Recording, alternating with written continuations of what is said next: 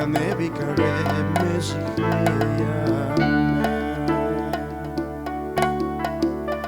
בחייכון וביובכון ובדידכון בית ישראל בעגלה ובזמן קריב אמן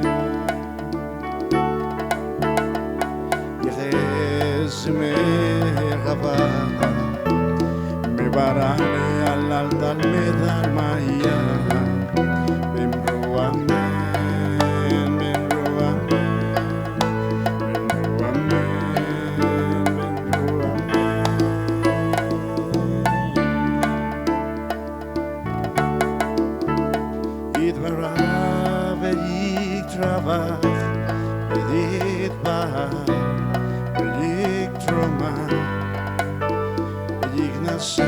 ויחתר ויתעלה ויקטלה של מקדושה בירואם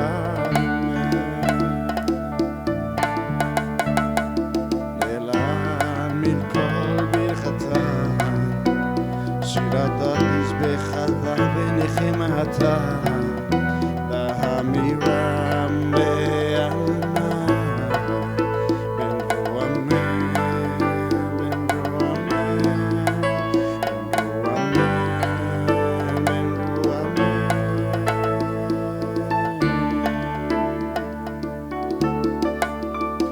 ישראל והרבנן ועל תלמידיהם ועל כל תלמידיהם דעסקים באוידייתה קדישה ובאתרי אדם בדיבחולתה ואתה לחילנה דודכם ודחולכם בחיצה ברחמל מלכודם מראה שמיה והרע ואמרו אמן ואמרו אמן ואמרו אמן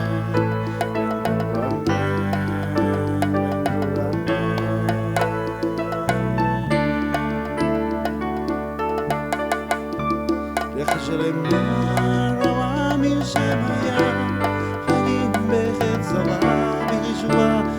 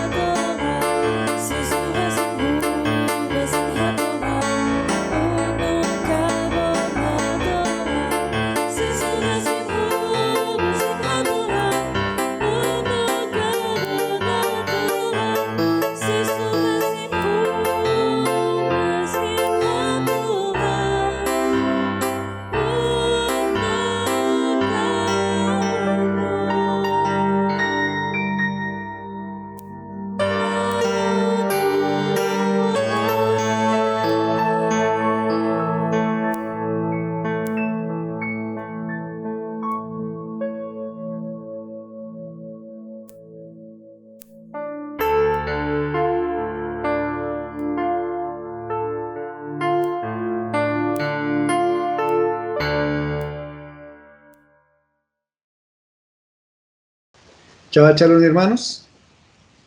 Para hoy vamos a estudiar la Parashá Vaishalach y el envío. La Parashá consta de 7 aliá. La primera, la Parashá va del 13:17 al 17:16. La dividimos en 7 aliá, que son, la primera aliá va del 13:17 al 14:8. La segunda del 14:9 al 14:25, la tercera del 14:26 al 15:26, la cuarta del 15:27 al 16:10, la quinta del 16:11 al 29, la sexta del 16:30 al 36, la séptima del 17:1 al 16. El Matir lo tenemos en Shemot 13, 14 al 16. La Haftará es la porción de Jueces, Shoftim, 4 al 5:31.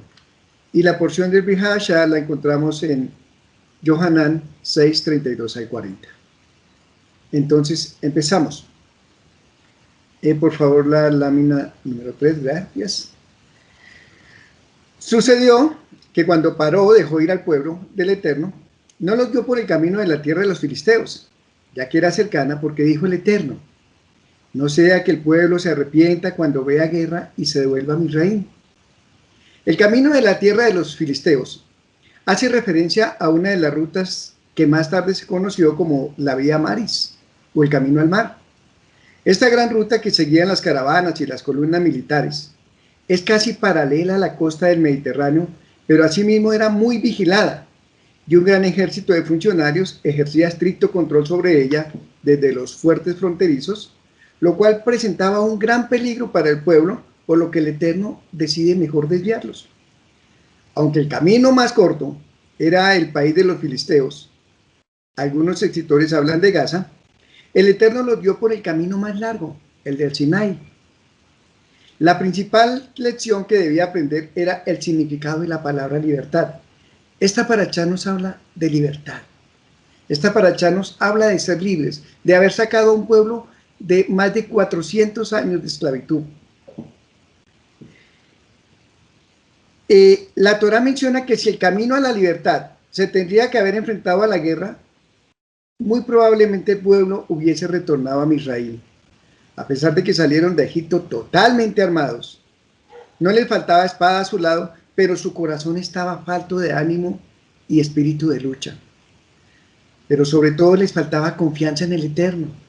Era un Eterno que había hecho varias proezas, era un Eterno que había hecho muchos prodigios, pero sin embargo no tenían la suficiente confianza en el Eterno. Y a veces nos pasa a nosotros. A veces nosotros vemos que el Eterno hace tantas cosas por nosotros. A veces vemos toda la gran fidelidad que tiene y dudamos. Dudamos porque no somos capaces de ver más allá de nuestros ojos cada necesidad, cada problema. Vamos diciendo, no, algo pasa. Como si las cosas que hubiese hecho el Eterno, como si los milagros que hubiese hecho el Eterno fueran el pan de cada día. Pero, ¿por qué el Eterno no nos habría viajar por un desierto inhóspito, sin alimentos, sin agua, cuando podríamos ir por un camino de comerciantes que era el camino de los filisteos? Allí estaba asegurado el sustento, allí se podría comprar todas las necesidades, el pueblo salió con dinero. Y podemos ver también que el pueblo no logró superar las tentaciones y las presiones de la sociedad de los filisteos. El contacto con ellos hubiera sido alentarnos a regresar a Egipto, de pronto otros a quedarse, y no solo en el sentido físico, sino también en el sentido espiritual. ¿Cuántas veces nosotros tremendo, empezamos a añorar todas aquellas cosas que teníamos antes de conocer a Mashiach y que sabíamos que nos terminábamos mal? Entonces, debíamos vivir en el desierto para ser recreados, reformados y así convertirnos en el reino de sacerdotes y la nación sagrada de que el Eterno nos ha dicho que somos. La lámina 4, por favor. Más que un hecho formal de llevar los huesos de Yosef, cuando Moshe se devuelve a desenterrar los huesos de Yosef, es muy significativo que Moshe tomó consigo los huesos de Yosef, pues este había hecho jurar solemnemente a los hijos de Israel diciendo: ciertamente os visitará el Eterno, y entonces llevaréis de aquí mis huesos con vosotros. La Sorá sorpresivamente nos hace retornar a los preparativos inmediatamente previos a la salida de Misraim, para exponernos que mientras el pueblo hebreo se preocupaba, entre otras cosas, en armarse, en prepararse para el viaje, Moshe, demostrando su noble espíritu, se afanaba en rescatar los huesos de Yosef, cumpliendo con el juramento cumpliendo con el juramento que había hecho su descendencia con Yosef antes de morir. Y acá podemos ver también que se cierra un ciclo muy importante en la historia del pueblo judío. Yosef trajo a su familia a Misraim para que no murieran de hambre, y ahora son sus directos descendientes quienes lo rescatan del oprobio que significa ser enterrado en un país idólatra. Pero también podemos ver que al ser Moshe quien saca los huesos de Yosef, quería demostrar que el pueblo de Israel no tenía la intención de volver a la esclavitud de Egipto. Y esto es muy importante. Es tan importante decir, ya pasamos esto, ya dejemos todo lo que venía de Egipto con nosotros, dejémoslo en Egipto, pero saquemos todo aquello que aprendimos de Torá, todo aquello que nos estaba acercando al Eterno. La lámina número 5. Y caminarán en luz. Y Adonai iba delante de ellos de día en una columna de nube para guiarlos por el camino, y de noche en una columna de fuego para alumbrarles, a fin de que anduviesen de día y de noche. Dios en la columna los guió y protegió. Por ello el pueblo andaba en luz en medio de la oscuridad. También Yeshua dijo, yo soy la luz del mundo. El que me sigue no andará en tinieblas, sino que tendrá la luz de la vida. Esto lo vemos en Yohanan 8:12. La luz de la presencia del Eterno todavía brilla sobre su pueblo. Nosotros antes de conocer a Yeshua Mashiach andábamos en oscuridad, andábamos en caminos de tinieblas, pero el Eterno es nuestra luz. El Eterno nos guía. Por última vez, después de esto, se viene Faraón y dice el Eterno va a volver a endurecer el corazón de Faraón. ¿Con qué propósito? Para que el Eterno sea glorificado y también para que los egipcios sepan quién es el Eterno. El Eterno nos guarda, el Eterno nos bendice, el Eterno nos cuida. La lámina número 6.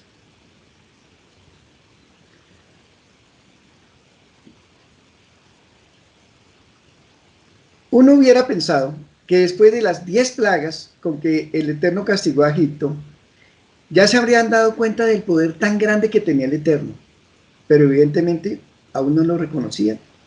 El dolor de la pérdida de los primogénitos ablandó el corazón de Paró para dejarlos ir de Israel, pero ese sentimiento no le duró mucho. El dolor se tornó en cólera cuando se enteró que los israelitas no iban solo a un paseo, ni iban solo a adorar, iban a devolver, sino que salieron de las fronteras para no regresar jamás. Shemot 15:5 dice, y fue dado aviso al rey de Misraim que el pueblo huía, que el corazón de Paró y de sus siervos se volvió contra el pueblo y dijeron, ¿cómo hemos hecho esto de haber dejado ir a Israel para que no nos sirva? Una mano de obra barata, una mano de obra que no les costaba mucho. ¿Por qué iban a dejar ir a un pueblo que hasta el momento les había servido muchos años y había hecho grandes cosas de arquitectura en Egipto? Y Faraón se arrepiente de haber perdido tantos esclavos y sale a perseguirlos con su ejército. Cuando Israel creía que ya se había librado del Faraón, el Eterno vuelve a traerlo porque todavía había una lección por aprender. La reacción inmediata de Paró fue perseguirlos y fue acompañado de su poderoso ejército para hacerlos volver. El ejército de Faraón, por el cual se confió Faraón, tenía la fuerza y el poder de su lado al ir acompañado por el ejército más poderoso de aquellos tiempos. Tenían mucho más ventaja que cualquier pueblo de Israel. Estaba a la vista de nosotros, porque era un pueblo que tenía muchos carros. Era un pueblo que tenía muchos guerreros. Aquí estaba hablando de 600 carros. Pero se les olvidaba una cosa tanto a los de Paró, a los de Misraim, como a los de Israel. Con Israel estaba la mano poderosa, Vaya Ramá, la mano levantada, la mano exaltada del Eterno.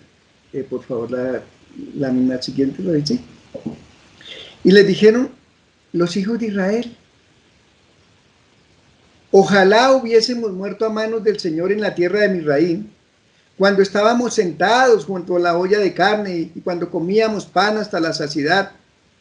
¿Por qué nos habéis sacado a este desierto para matar de hambre a toda esta asamblea?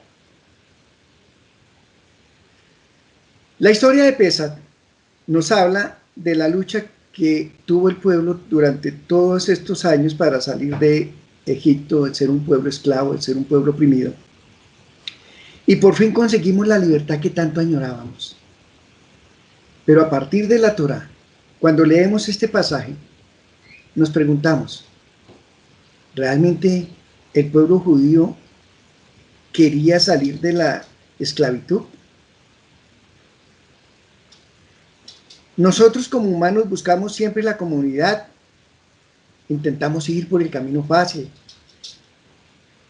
Tan así que ser libre no es tan fácil. Ser libre se vuelve difícil, porque tenemos que empezar a tomar nuestras propias decisiones, porque tenemos que empezar a tener nuestras propias obligaciones. Es una tarea dura. Es difícil no tener que acatar las reglas de otros cuando ya estamos acostumbrados. Un pueblo que duró 430 años obedeciendo. Era difícil empezar a crear nuevas leyes. Era difícil dejar todos aquellos vicios y ser alguien que no dependiera de todo lo material.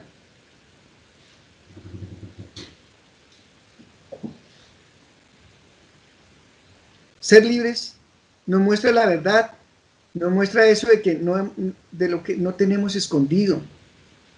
Nos pone a nosotros mismos junto a nuestras opiniones, desnudos frente a un mar de oportunidades, y a enfrentar que ya no hay pretextos, que ya hay algo que me obliga, que hay algo que me somete.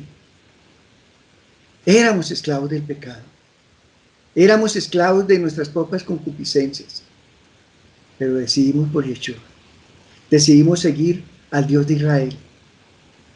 Y Él, la palabra, la Torá, nos da libertad. Un gran escritor que se llamaba Kyle Griban dijo: hay personas que sueñan con la libertad, pero aún siguen enamoradas de sus cadenas. Y un gran rabino, que es mi rabino, siempre nos enseña que nosotros a veces tenemos como esa sanguijuela, que nos chupa la sangre y nos hace mal y nos pone anémicos, pero cuando nos la quitan empezamos a decir: ¿dónde estará mi sanguijuela? Porque así somos, extrañamos lo que nos hace mal, extrañamos lo que nos hace doler. Y esto es lo que nos haría concluir un mensaje final en esta historia que nos muestra la verdad sobre el mundo. Nos dice que por más que la idea de libertad es algo que todos anhelamos, muchas veces no estamos preparados para enfrentarnos a ella. La siguiente lámina, por favor.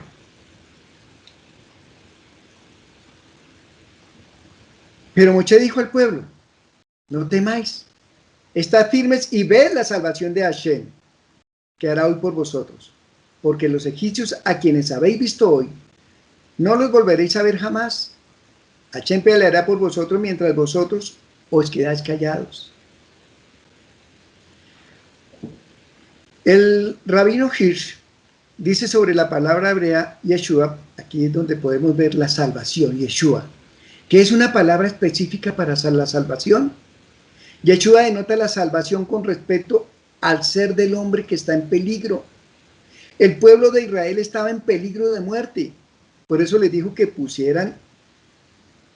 se pusieran en pie y vieran cómo Él los libraría. Es maravilloso que nuestro Mesías se llama Yeshua. Los seres humanos estamos en peligro de muerte, la humanidad está en peligro de muerte. No la muerte común, como desafortunadamente estos días de la pandemia, como desafortunadamente todas las enfermedades que nos han llegado. No, la muerte espiritual. Por eso Yeshua dice en uno de sus pasajes: no os preocupes por el que te pueda matar el cuerpo, sino preocúpese por el que pueda matar el alma. Yeshua, el nombre que significa el Eterno salva, o Hashem es salvación. Dice la palabra en el segundo libro de Crónicas 20: oh Dios nuestro, ¿no lo juzgarás tú?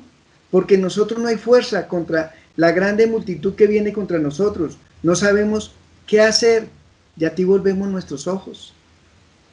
Y todo Judá estaba en pie delante del Eterno con sus niños, sus mujeres y sus hijos.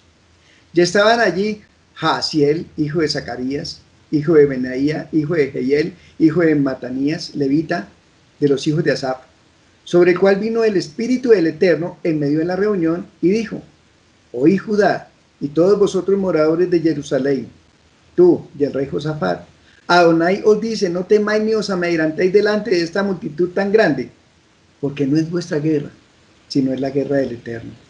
Mañana descenderéis contra ellos, y aquí que ellos subirán por la cuesta de Cis, y los hallaréis junto al arroyo antes del desierto de Jeruel.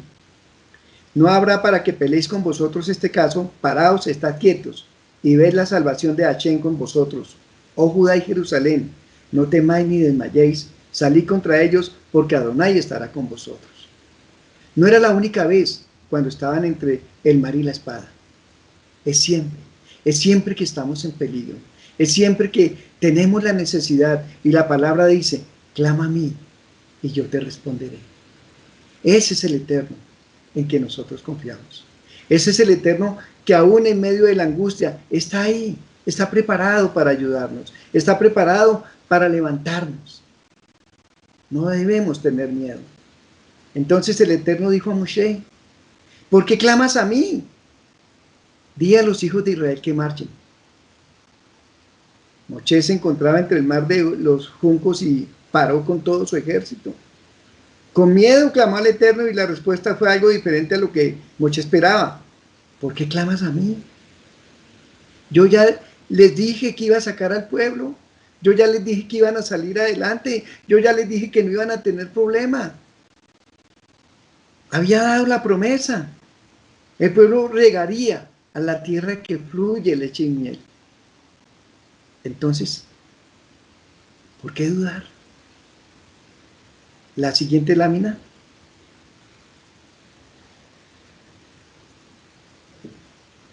Y tú, alza tu vara y extiende tu mano. Estas eran instrucciones sencillas, las cuales se conectarían con un poderoso milagro. De la misma manera, el más grande milagro de salvación ocurre en estos sencillos actos de nuestra gran parte.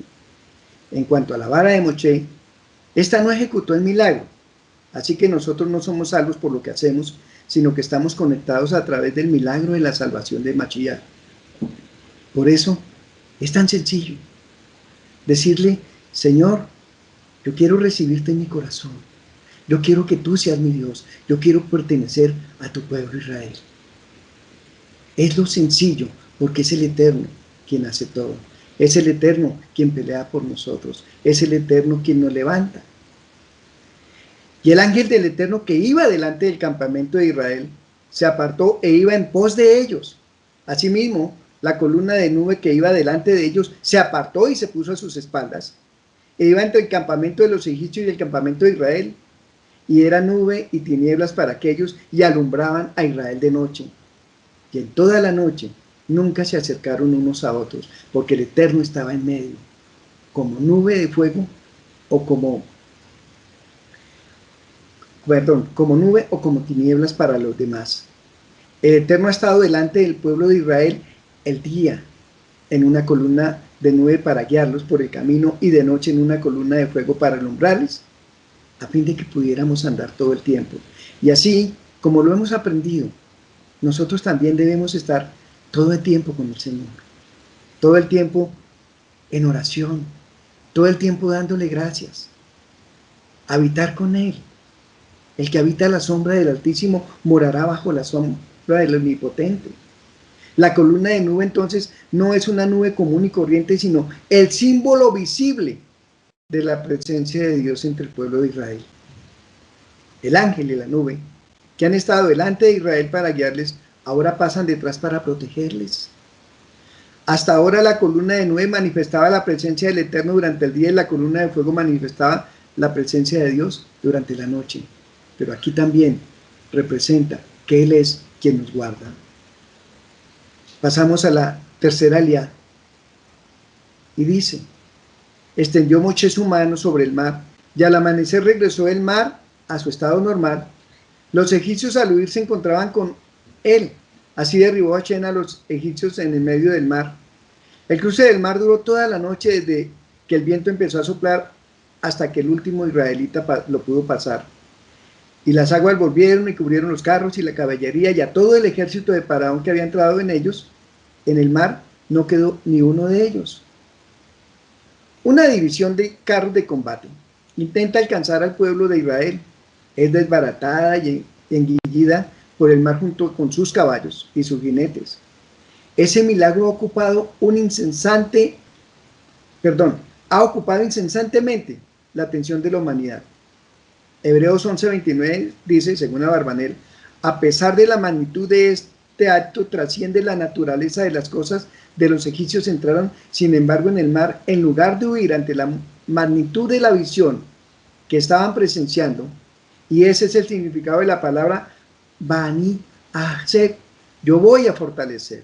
¿Tendrá la valentía emanada de su libre albedrío para ingresar al mar? Aquellos hombres vieron que el mar estaba abierto y no pensaron cómo pudo haberse abierto, quién pudo haber hecho esto. Lo tomaron como algo natural, porque su soberbia fue más grande que su razón. Por otro lado, los vientos de más de 100 kilómetros por hora tenían la fuerza suficiente para abrir el mar, por lo que Rambán dice que el Eterno quiso hacer creer a los egipcios que estaban frente a un fenómeno natural. Hashem infunde valor sobre los soberbios para castigarlos por su altivez. Entonces Moshe y los hijos de Israel cantaron el cántico a Hashem y dijeron, canto a Hashem porque ha triunfado gloriosamente, al caballo, al jinete, han arrojado al mar. El cántico de Moshe es adoración, rompe cadenas, nos fortalece. Este Shabbat es conocido como Shabbat Shirat, el Shabbat del cántico, porque Moshe lideró a los hombres judíos y a la profetisa Miriam, a las mujeres en el cántico de alabanza y regocijo, al Eterno después de la partición del mar de los juncos. Este cántico especial que compuso Moshe es Ash-Hashir. Entonces Moshe cantará. Que el verbo que se entiende de futuro nos enseña que Moshe no solo cantó en el mar de los juncos, sino que también nos liderará en cánticos cuando vivamos la redención final. Y de hecho lo podemos encontrar en Revelación 15, que dice,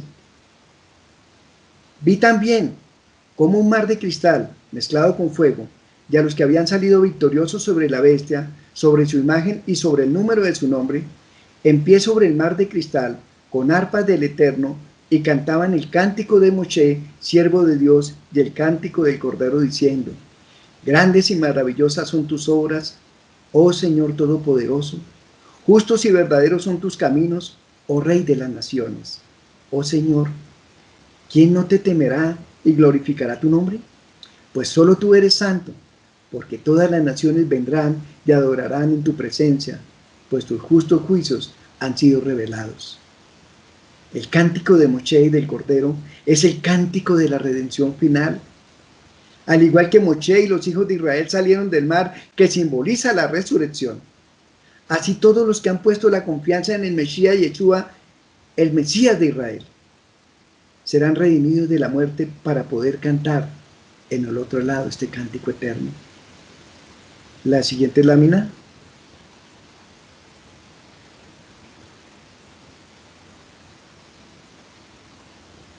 Moshe comenzó su cántico con las asombrosas palabras Ashirá la Hashem. Le cantaré a Hashem porque es exaltado. ¿Qué tan elevado es el Eterno? ¿Podemos compararlo con algo que hayan experimentado los seres humanos? Moshe es el hombre más grandioso que caminó sobre la faz de la tierra. Tenía aguda conciencia de la insuficiencia humana, por lo que se contentó con la frase que traduce como alto, alto, exaltado, por encima, seguida por un espacio en blanco en el texto. Estaba en el anterior, qué pena. De hecho, cada estrofa del cántico de Moshe es seguida por un espacio en blanco para que entendamos que ningún mortal puede siquiera aspirar a comprender lo infinito o lo divino. Shira es el cántico de una expresión de júbilo y regocijo que emana de lo más profundo del alma. A veces entonamos cánticos de alabanza para agradecerle al Eterno por habernos salvado de un peligro o de un sufrimiento, pero también cantamos para reconocer los milagros que realizó por nosotros. Esta última gratitud toma una dimensión completamente diferente cuando comprendemos que incluso el peligro y el sufrimiento que vivimos fueron para nuestro propio beneficio, y que gracias a esta aflicción logramos desarrollar nuestro potencial y alcanzar la grandeza. Cuando Pablo y Silas son prisioneros por causa de la palabra del Eterno, no lloraron, no sufrieron, no clamaron al Señor porque los sacara de las cárceles, sino que entonaron canciones. Dice la palabra en Geburot, Hechos 16, estos hombres son judíos y están alborotando nuestra ciudad, enseñando costumbres que a los romanos se nos prohíbe admitir o practicar. Entonces la multitud se amotinó contra Pablo y Silas, y los magistrados mandaron que se les arrancasen la ropa y los azotaran. Después de darle muchos golpes, los echaron en la cárcel y ordenaron al carcelero que custodiara con la mayor seguridad. Al recibir tal orden, este los metió en el calabozo interior y les sujetó los pies en el cepo. A eso de la medianoche, Pablo y Silas se pusieron a orar y a cantar himnos al Eterno, y los otros presos escuchaban. La esclavitud en Egipto nos permitió llegar al Sinaí y aceptar el pacto del Eterno, porque solo una nación que atravesó el sufrimiento puede valorar el verdadero significado de el Hesed Hashem. Solo una nación así sería merecedora de aceptar el pacto con el Eterno, con todas las responsabilidades que eso implica. Ser luz para las naciones y ser testigos de la presencia del Eterno. Cuando nosotros decidimos por Mashiach, somos luz. La carta a los Romanos 8:35 al 39 dice: ¿quién nos separará del amor de Mashiach? ¿Tribulación o angustia o persecución o hambre o desnudez o peligro o espada? Como está escrito: por causa de ti somos muertos todo el tiempo, somos contados como ovejas de matadero. Antes, en todas las cosas somos más que vencedores por medio de aquel que nos amó, por lo cual estoy seguro que ni la muerte, ni la vida, ni ángeles, ni principados, ni potestades, ni lo presente, ni lo porvenir, ni lo alto, ni lo profundo, ni ninguna otra cosa creada nos podrá separar del amor del Eterno, que es en Yeshua Mashiach, nuestro Adón. Debemos ser conscientes que incluso cuando los problemas nos abruman, que incluso cuando nos encontramos rodeados por la oscuridad, la presencia divina está allí, y nuestro sufrimiento no es fortuito ni en vano, como declara Ishayahu. Dice: te agradezco, Hashem, porque te enojaste conmigo y ahora me confortaste. El pueblo de Israel, a pesar de todo el sufrimiento que ha tenido por sus generaciones, no es un pueblo que llora, es un pueblo que canta, es un pueblo que alaba, es un pueblo que levanta sus brazos al Eterno. Y si bien el cántico de Moshe nos narra una por una las proezas que el Eterno hizo para liberar a su pueblo, no podemos olvidar la más grande de las proezas que ha hecho el Eterno por nosotros, que es que Yeshua Mashiach fue muerto en una cruz para que tú y yo pudiéramos ser salvos. Este es el gran regalo que nos da el Eterno. Este es el gran regalo por lo que nos pone a cantar el cántico nuevo, el cántico de los redimidos, el cántico de la salvación. La siguiente lámina.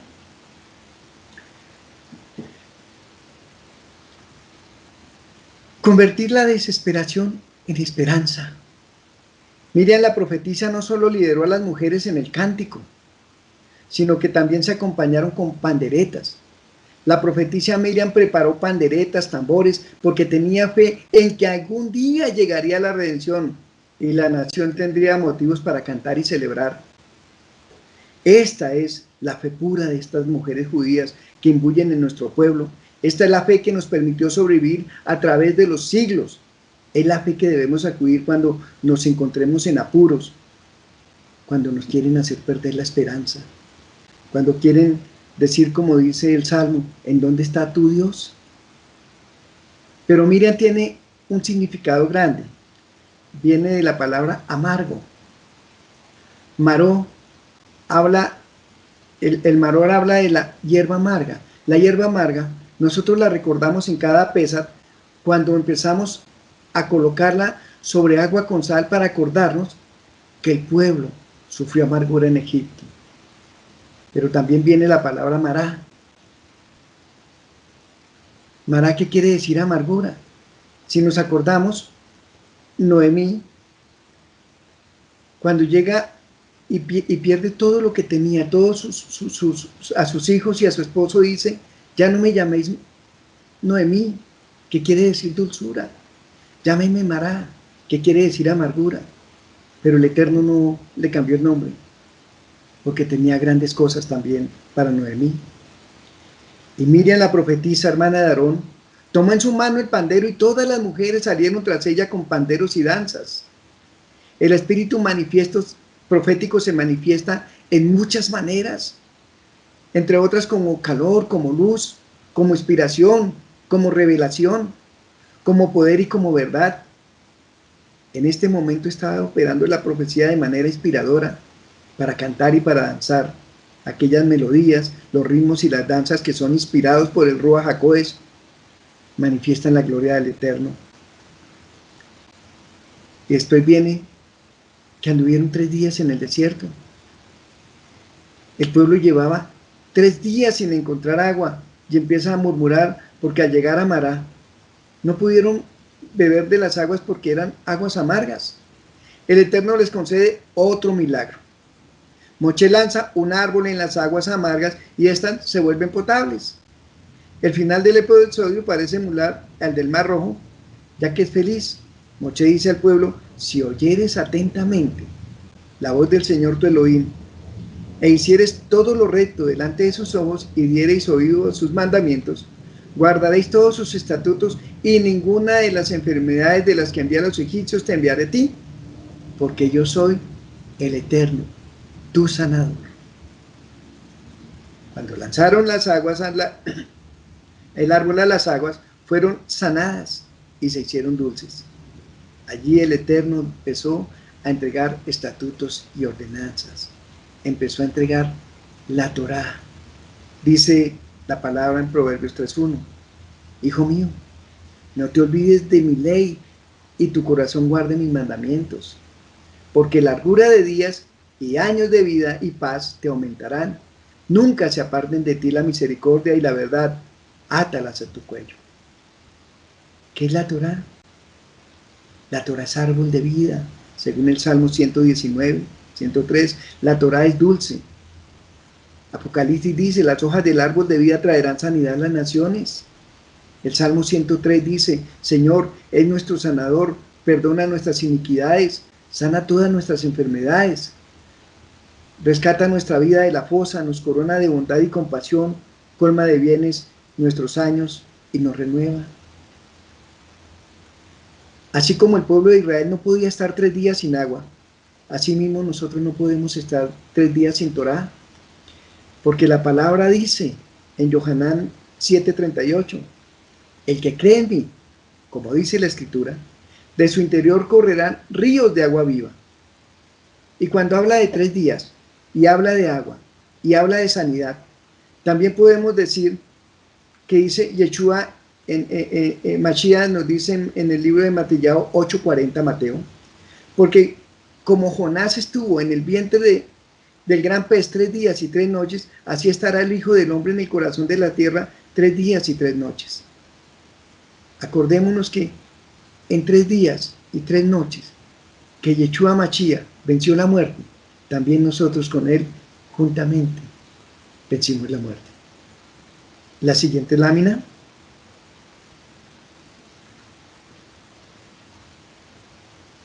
Llegaron a Elim, donde había 12 fuentes de agua y 70 palmeras, y acamparon allí junto a las aguas.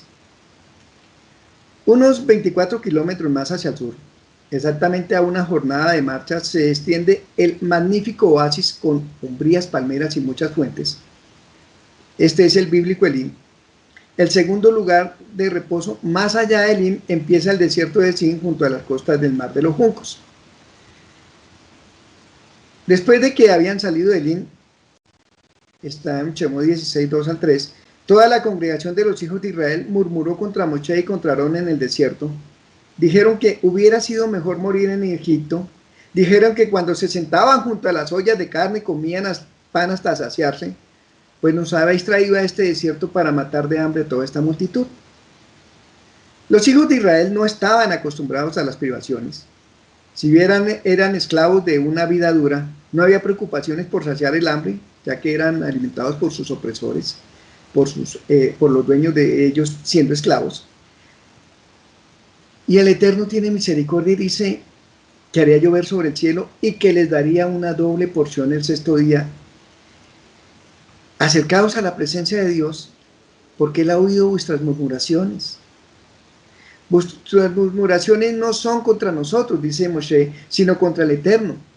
Murmurar es quejarse, mostrar una actitud negativa, obstinada, malagradecida.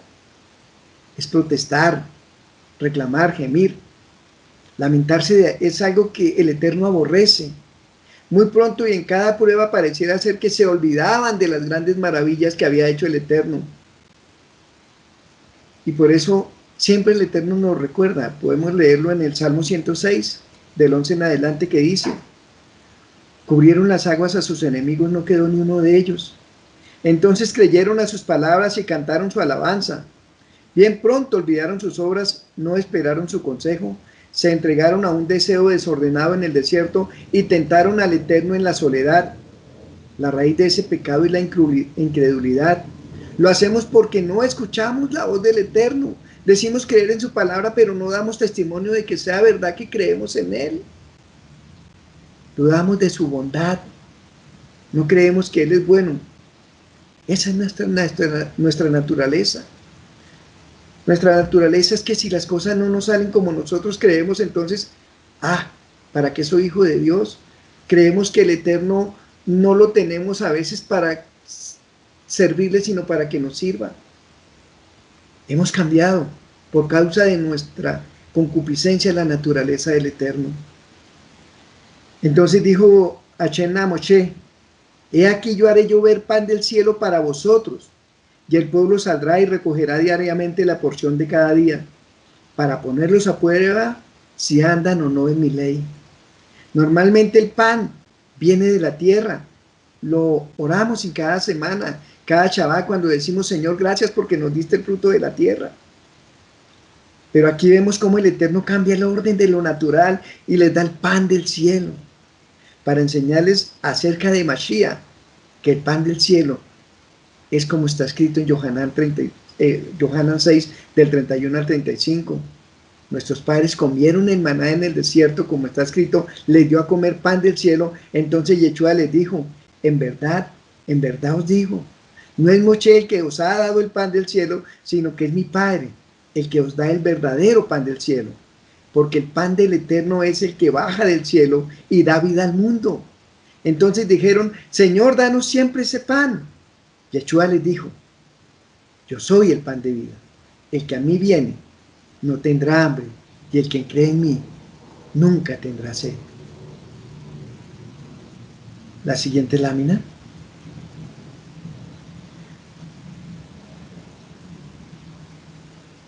Y sucedió que por la tarde subieron las codornices y cubrieron el campamento, y por la mañana había una capa de rocío alrededor del campamento. Cuando la capa de rocío se evaporó, he aquí sobre la superficie del desierto había una cosa delgada como copos, menuda como escarcha sobre la tierra. En este texto podemos ver que el maná estaba debajo de la capa de rocío, como su nombre lo indica, maná. Cuando los hijos de Israel vieron el pan que el Eterno había enviado del cielo, preguntaron: ¿Manú? ¿Qué es eso?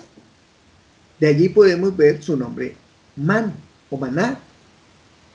Dice la palabra que era blanco como la semilla de cilantro y su sabor era como hojuelas con miel. Y se podía preparar de muchas maneras. No era un alimento que se debía coger todos los días, como por ejemplo una fruta que se toma y se coloca en la boca de una vez. No, se podría degustar de muchas maneras. El Eterno les daba sabiduría a estas mujeres para que pudieran todos los días preparar un delicioso alimento, pero también variado. Dice la palabra en Deuteronomio 8:3, con habernos dado el maná, ¿qué quiere que entendamos el Eterno? quiere que seamos humildes y que entendamos que vivimos por su palabra, no solamente por el sustento material, y te humilló y te dejó tener hambre y te alimentó con el maná que no conocías, ni tus padres habían conocido, para hacerte entender que el hombre no solo vive de pan, sino que vive de todo lo que procede de la boca del Eterno. Cada uno debía recoger lo que iba a comer. Nadie debía dejar para la mañana siguiente, porque todo aquello que se dejaba para la mañana siguiente hería y se llenaba de gusanos. El sexto día debían recoger una doble porción, porque el Shabbat empezaba el día de reposo y en Shabbat no caía maná. Así lo hicieron los hijos de Israel, y unos recogieron mucho y otros pocos. Cuando lo midieron con el homer, al que había recogido mucho no le sobró, ni le faltó al que había recogido poco. Cada uno había recogido lo que iba a comer. Y nos lo repite el apóstol Pablo cuando nos dice en el libro, en la carta 2 Corintios 8, del 13 al 15, esto no es para holgura de otros y para la aflicción vuestra, sino para que haya igualdad. En el momento actual vuestra abundancia suple la necesidad de ellos, para que también la abundancia de ellos supla vuestra necesidad. De modo que no haya igualdad, como está escrito, el que recogió mucho no tuvo demasiado, y el que recogió poco no tuvo escasez. El Eterno nos cuida, el Eterno nos ama, el Eterno nos da lo necesario. La siguiente lámina. Él le respondió, esto es lo que ha dicho Hashem. Mañana es Shabbat, consagrado a Hashem. Coced lo que habréis de cocer y hervir lo que habréis de hervir, y todo lo que sobre guardarlo para mañana. El mandamiento de Shabbat no viene del Sinaí, vino antes. Es una herencia desde la creación. La esencia de guardar Shabbat es cesar toda actividad creativa. Es el día que el hombre deja de intervenir en la creación, en el reconocimiento de su creador. Es cuando tenemos nosotros una cita con él, porque es que él nos dice, vengan y estén aquí conmigo en Shabbat. Es el día que yo he preparado para que mi pueblo esté conmigo. Y no puede ser otro día. Es el día que sabemos que el Eterno está ahí esperándonos. El principal enfoque de Shabbat no es el descanso, sino es el cese de actividades creativas o productivas. En primer lugar, cesar y también descansar. Aunque una actividad no constituye un esfuerzo físico, puede ser considerado como trabajo. Melajá, el que viola el Shabbat, cuando se cocina hay una transformación de los alimentos, lo cual es una violación del mandamiento si se hace en Shabbat. Además hay que encender fuego para cocinar, lo cual es una melajá, un trabajo de intervención en la creación. Todo lo que haga que transforme está prohibido. Es el día que nosotros debamos dedicarle al Señor. Por eso está escrito en el libro de Isaías 58, 13 y 14. Si por causa del día de Shabbat apartas tu pie para no hacer lo que te plazca en mi día santo, y llamas al día de Shabbat delicia, al día santo de Hashem honorable, y lo honras, no siguiendo tus caminos, ni buscando tu placer, ni hablando de tus propios asuntos, entonces te deleitarás en el Eterno, y yo te haré cabalgar sobre las alturas de la tierra, y te alimentaré con heredad de tu padre Jacob, porque la boca del Eterno lo ha hablado. Esto es lo que nos dice el Señor. Dediquémosle ese día a Él, porque de por sí, los otros días de la semana es el Eterno quien nos los dedica a nosotros. El Shabbat es la fiesta más hermosa que puede tener el pueblo judío. Los estudiosos dicen que fue el Shabbat el que guardó al pueblo judío y no el pueblo judío al Shabbat. Fue por el Shabbat que el pueblo nunca perdió su identidad. El Eterno nos presenta un precioso regalo, el Shabbat. Al mismo tiempo que nos da el Shabbat, nos enseña a creer en su palabra y a confiar en su provisión.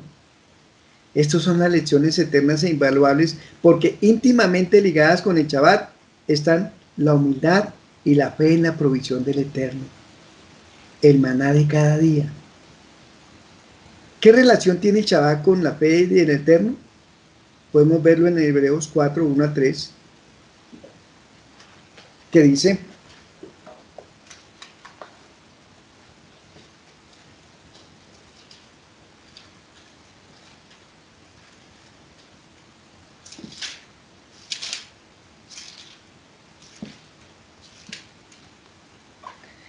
Temamos pues, no sea que permaneciendo aún en la promesa de entrar en reposo, alguno de vosotros parezca no haberlo alcanzado. Porque también a nosotros se nos ha anunciado la buena nueva, como a ellos, pero no les aprovechó el oír la palabra por no ir acompañada de la fe en los que la oyeron. Pero los que hemos creído entramos en el reposo de la manera que digo, por tanto juré en mi ida, no entrarán en mi reposo, aunque las obras suyas estaban acabadas desde la fundación del mundo. Es imposible reposar si no tenemos fe en Él, si no creemos en su palabra. Se requiere fe y humildad para recibir el Shabbat, cesar toda obra y reposar en Él. El Shabbat es totalmente opuesto a la esclavitud y a la mentalidad esclava que rechaza al Eterno. Nosotros somos libres en Él. Y si somos libres, sabemos que Él es nuestro Padre, también sabemos que dependemos de Él.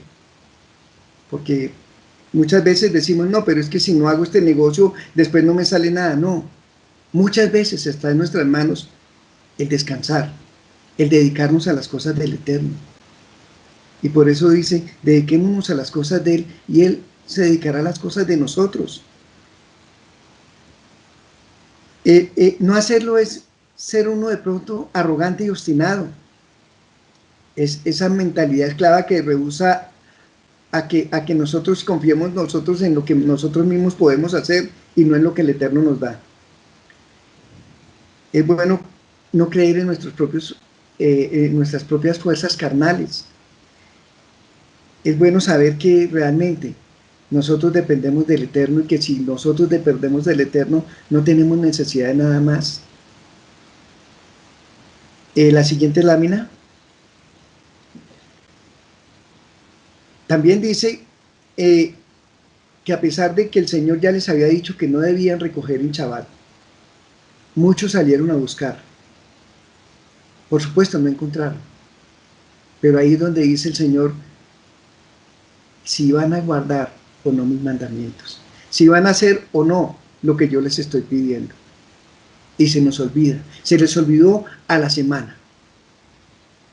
Entonces dijo Moshe a Aarón, toma una vasija y pon en ella un homer lleno de maná y colócalo delante del Eterno a fin de guardarlo para vuestras generaciones, tal como el Eterno ordenó a Moshe, así se colocó. Aarón delante del testimonio para que fuera guardado. El homer tenía que ser guardado en una vasija de barro, según Rashi, al fin de las generaciones futuras. Perdón, disculpen. Este fue guardado en una vasija de barro a fin de que las generaciones futuras pudieran ver y comprobar que todo lo que estaba diciendo el Eterno era cierto, que todo lo que estaba hablando el pueblo de Israel, de cómo el Eterno lo sustentó en el desierto, era cierto. Y por eso dice, Devarim 6, del 20 en adelante dice, para mañana cuando te preguntare tu hijo diciendo, ¿qué significan los testimonios y estatutos y decretos que Hashem nuestro Elohim nos mandó? Entonces dirás a tu hijo, nosotros éramos siervos de Faraón en Egipto, y Adonai nos sacó de Egipto con mano poderosa. Adonai hizo señales y milagros grandes y terribles en Egipto, y sobre Faraón y sobre toda su casa delante de nuestros ojos. Y nos sacó de allá para traernos y darnos la tierra que fluye leche y miel, y que juró a nuestros padres. Yohanan 6:30 dice, le dijeron, entonces, ¿qué señal haces tú para que veamos y te quedamos? ¿Qué obra haces? Nuestros padres comieron el maná en el desierto, como está escrito, pan del cielo les dio a comer. Y Yeshua les dijo, de cierto os digo, no os dio Moshe pan del cielo, mas mi Padre os da el verdadero pan del cielo, porque el pan del Eterno es aquel que descendió del cielo y da vida al mundo. Y le dijeron, Señor, danos siempre este pan. Yeshua les dijo, yo soy el pan de vida. El que a mí viene no tendrá hambre, y el que en mí cree no tendrá sed jamás. Ya lo hemos leído. Pero lo mejor de todo es que aún tenemos esperanza de probar ese maná. Dice la palabra en el libro de Revelaciones, el que tiene oído, oiga lo que el Espíritu dice a las Keilot. Al que venciere le daré de comer el maná escondido y le daré una piedrecita blanca y en la piedrecita escrito un nombre nuevo, el cual ninguno conoce sino aquel que lo recibe. Está en Revelación 2:17. La siguiente lámina. Entonces el pueblo contendió con Moshe y dijeron: danos agua para beber. Y Moshe dijo: ¿por qué contendéis conmigo? ¿Por qué tentáis a Hashem?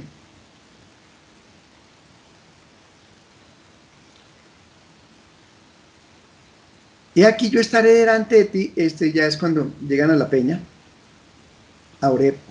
Dice: aquí yo estaré delante de ti sobre la peña en Oreb, y golpeará la peña y saldrá agua de ella para que beba el pueblo. Y así lo hizo Moshe en presencia de los ancianos de Israel. Según Rachi, este golpe tenía que ser muy fuerte. La palabra ha sido traducida como peña sur, que significa roca, y esta roca es Machía, como está escrito en Corintios 10:4. Y todos los que bebieron de la misma bebida espiritual, porque bebían de una roca espiritual y que lo seguía, y la roca era Machía. Porque en el caso de los que fueron una vez iluminados y probaron del don celestial y fueron hechos partícipes del Ruach HaKodesh, que gustaron la buena palabra del Eterno y los poderes del siglo venidero, pero después cayeron, es imposible renovarlos otra vez para arrepentimiento, puesto que de nuevo juegan un madero para sí mismos al Hijo de Dios y los ponen a la ignominia pública. ¿De qué nos habla acá? Que cuando conocemos a Machía, cuando realmente le creemos, no podemos permitir volvernos atrás. No podemos tratar de golpear una roca 2 veces. No podemos sacrificar a Machía por nosotros 2 veces. Dice la palabra que por su llaga fuimos nosotros sanados. Dice la palabra que fue golpeado, que fue vituperado. Pero también dice la palabra que nos rescató, que nos limpió. La siguiente lámina dice: y puso a aquel lugar el nombre de Masá y Meriba, por la contienda de los hijos de Israel y porque tentaron a Hashem diciendo: ¿está Hashem entre nosotros o no? Masá significa prueba, tentación. Meriba significa riña, provocación. Esto de hecho lo podemos ver referido en el Salmo 95 del 7 al 11, donde está escrito: porque Él es nuestro Dios, nosotros el pueblo de su prado y ovejas de su mano, y si oyereis hoy su voz, no endurezcáis vuestro corazón como en Meriba, como el día de Masá en el desierto, donde me tentaron vuestros padres. Me probaron y vieron mis obras. 40 años estuve disgustado con la nación y dije: pueblo es el que divaga de su corazón y no han conocido mis caminos. Por tanto juré en mi furor que no entrarían en mi reposo. Viene la siguiente lámina.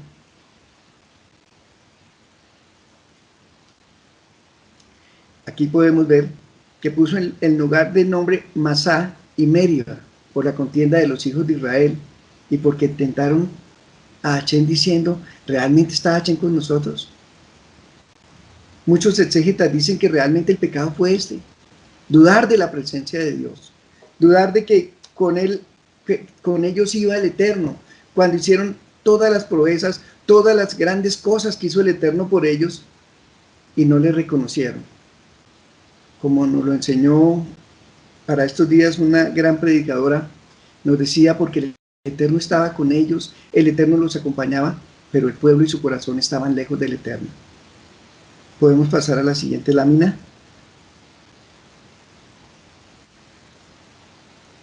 Y vino Amalek y peleó contra Israel en Refidim. Amalek vino en el momento cuando el pueblo estaba desafiando al Eterno, riñendo por sus siervos. Un Midrash dice que el nombre de Amalek deriva de las palabras Am, pueblo, y Lab, lamer, el pueblo que vino a lamer sangre. Amalek fue un descendiente de Esab. Esab era uno de los principales enemigos de Israel y atacó por detrás.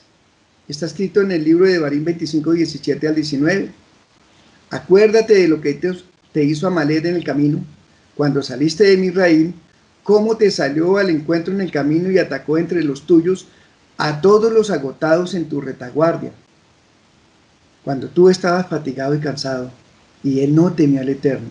Por tanto, sucederá que cuando Hachén tu Elohim te haya dado descanso de todos tus enemigos alrededor, en la tierra que Hachén tu Elohim te da en heredad para poseerla, borrarás de debajo del cielo en memoria de Amalek y no lo olvides. Yehoshua hizo como Moshe dijo y peleó contra Amalek. Moshe, Aarón y Hur subieron a la cumbre del collado. Es la primera vez que se menciona aquí Yehoshua en relación con la guerra. Yehoshua significa Hashem salva. Por medio de Hashem trae salvación para Israel.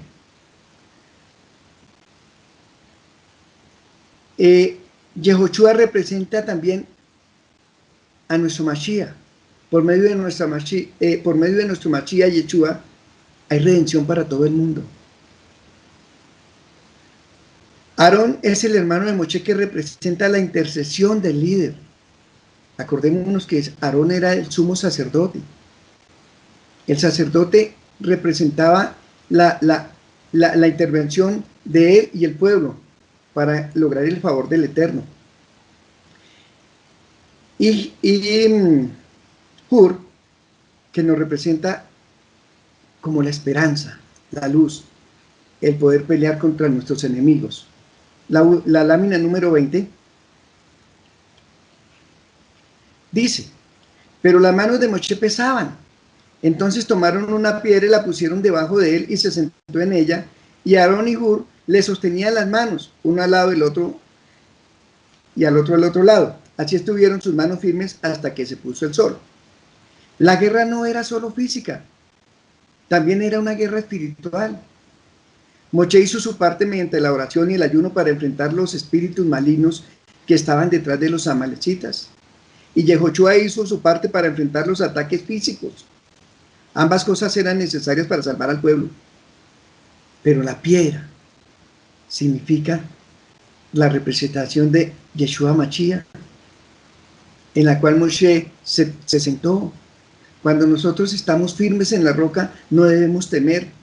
Pero había otro lío, y es que se cansaba cuando oraba, cuando levantaba sus brazos, y por ello vienen Aarón y Hur a levantar sus brazos.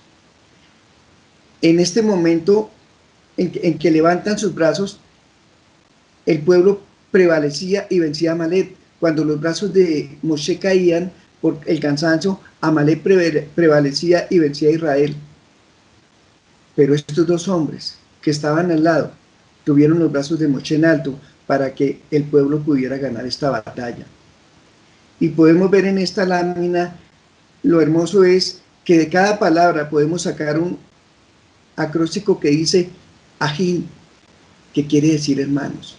Nosotros mismos, como hermanos, debemos estar dispuestos a levantarle los brazos a nuestros hermanos caídos, pero sobre todo a nuestros líderes, a nuestro rabino, porque él tiene que estar peleando por nosotros, tiene que estar guerreando por nosotros, él tiene que darle cuentas a Dios por cada uno de nosotros. ¿Estamos dispuestos a levantar las manos de nuestros rabinos? ¿Estamos dispuestos a dar la batalla por ellos en oración? ¿Estamos dispuestos a sostenerlos, como dice la palabra, con nuestros diezmos y nuestras ofrendas? Debemos estar dispuestos, porque el Eterno nos lo va a reclamar, porque el Eterno nos llama a que nosotros debemos estar sosteniendo los brazos del rabino para que la congregación no caiga, para que no venga Amalek y nos traicione, para que no venga la carne y nos debilite. Si no hay unidad entre los líderes, estamos perdidos contra nuestro enemigo.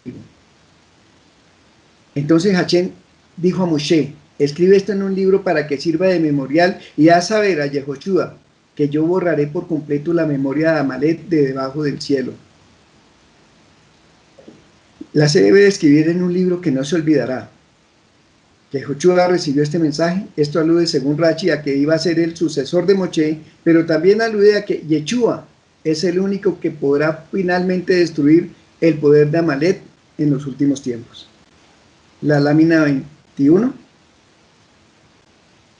Y dijo Hashem, lo ha jurado, Hashem hará guerra contra Amalek de generación en generación.